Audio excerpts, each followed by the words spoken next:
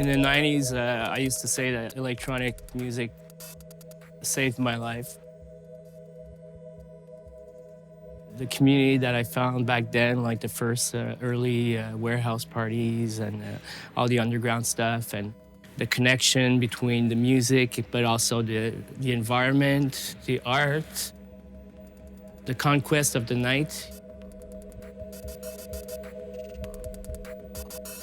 When the whole thing became quite commercial towards the end of the 90s, commercial forces started to take over the idealistic side of the movement in the 90s. I felt I had to do something to maintain what I thought was essential, to contribute back, and created this, the festival, which was more not about the party element, the party factor of the electronic music, but more about the craftsmanship behind it and the artists shaping the music and the technology, etc. So the festival was about that. It was about maintaining a little flame to see if it could kind of continue to evolve.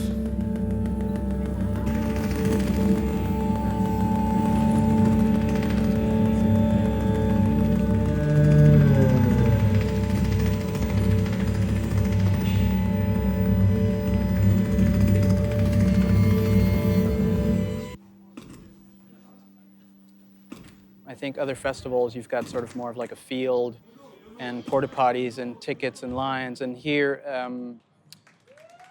you've got different spaces designed for different things, and everybody gets a unique chance to show their work. I think that's really unique. I can only think of a couple things like that as far as festival-wise. And they also kind of really encourage, even without saying so, participation, and like this is more of a vacation for me than a gig. I'm not like in my hotel room, loads of friends are here.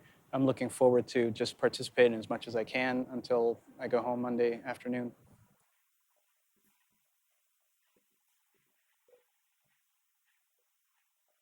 The Antarctic Tag is a specific subject about, the escape to the continent that has no human impact or industry yet. So, of course, it's an artistic, poetic, abstract journey, but it still has quite a serious subject. And then, Lada project is more of a collaboration, techno collaborations. It's just two techno universe coming and just jamming and playing together live and making music. That's just quite common, I think.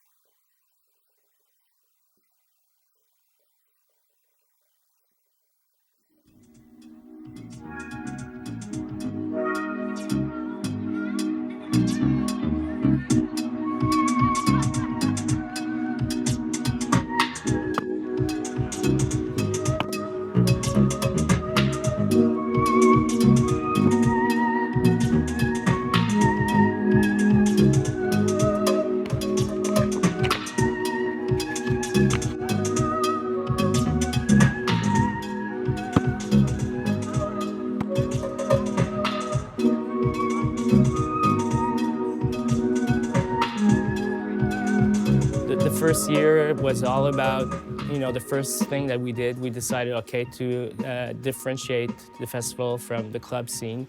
We're gonna do a festival that's mainly, if not exclusively, based on live acts. The other factor that was important back then, which is still there, is the fact that we wanted to show a quite wide range of live performances, going from more experimental stuff to more dancey stuff, saying the artists responsible for dance stuff could be respected it's the same way that someone would do in a more experimental way.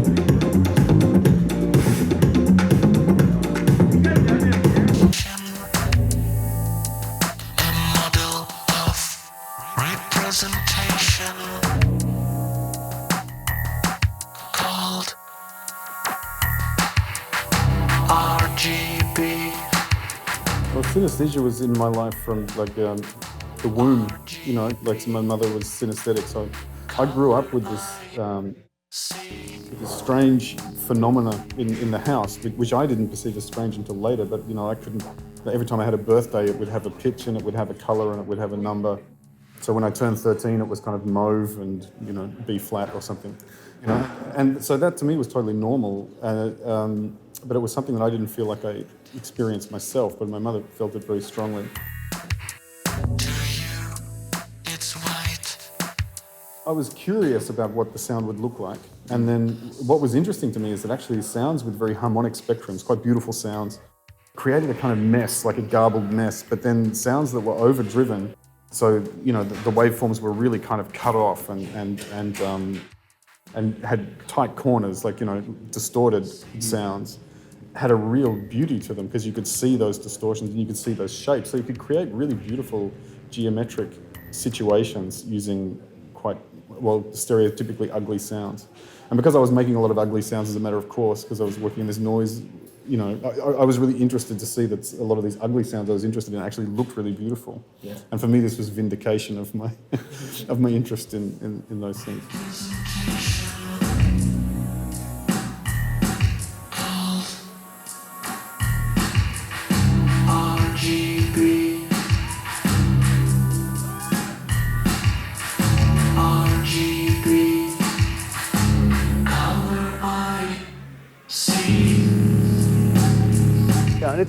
It's about achieving something totally different. Well, not totally different, but different. You know, it's a different set, it's a different environment, different music, different energy as well. And what we're doing with Robin goes through a wide array of energies, I would say. There's elements in there which are more narrative. I would even say more like cerebral. Like you have like people like suddenly step back and like think about, you know, what's happening? Why is that happening now? And then it goes back to another type of energy, which is more, maybe rhythmical or sound-based or synesthesia-based, for example. And we go back and forth between all these different types of modes. So it requires a different type of exercise as well. It's not about like tuning into one thing and doing it, but it's actually about switching back and forth between rather specific scenes, I would say. So it's a different exercise.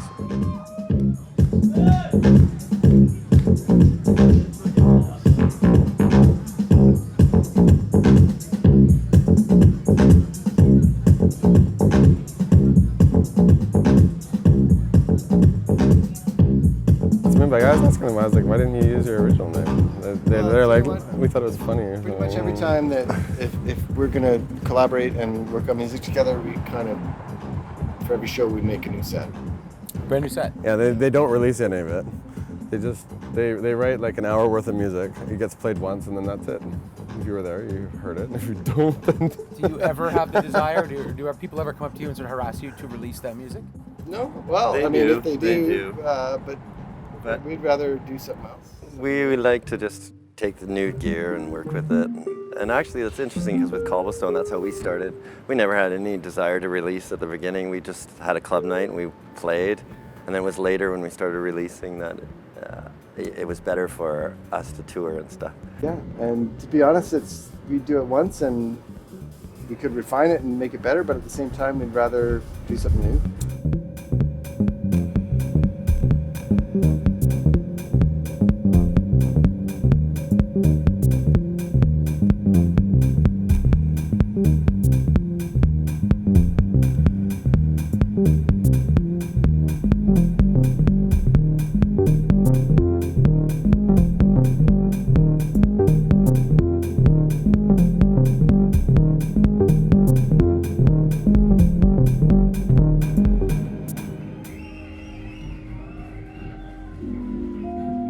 I perform on Electron hardware, sometimes with some other things, but it's a kind of, the idea is to get a laptop out of the equation and keep things more improvisational than I've kind of ever done before. So yeah, I've been really in a comfortable place with the way I've sort of made a live set that's kind of meant to be played. There's not so much of my previous work in it, but that sort of frees me up to do things a bit more on the fly and react to them and surprise myself a bit as well along the way.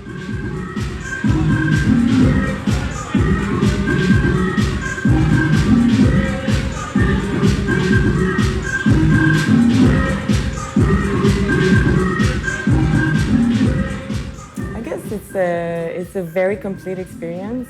You can wake up and go do a workshop and learn a lot of stuff, go to conferences, then go see visual acts mixed with more experimental live acts. You can totally do your geeky day and meet some people and like really get into the experience. And then at night you can, do your dancing on more, more intelligent stuff than you usually get in a lot of festivals. I mean, we felt that if we wanted to attract public from a bit everywhere in North America, we had to present something that was kind of unique, and create that sense of happening that people had to come. If they don't, if they wouldn't come, they would miss something. And now what happens is some artists come to us. They say, we have this, we'd like to feature it at the festival. And we try to create a context for the artists to feel, as good as possible, to take some risks also, and to do, so we accompany them in that.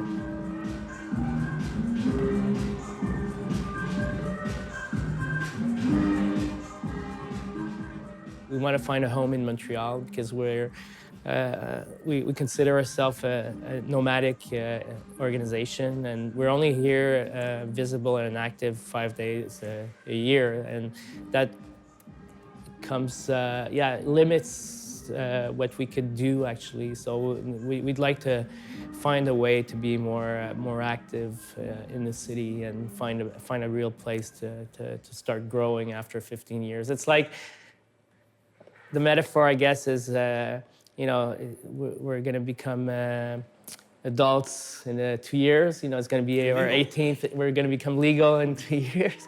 So we need to find a home to move into. Where does the name come from? It's kind of you could probably see the blend of music and technology, but also for us, what was even more important was the notion of mutations, like to track the mutations of creativity and in music in relation to the evolution of technology also. So MUTEK is like more about mutations.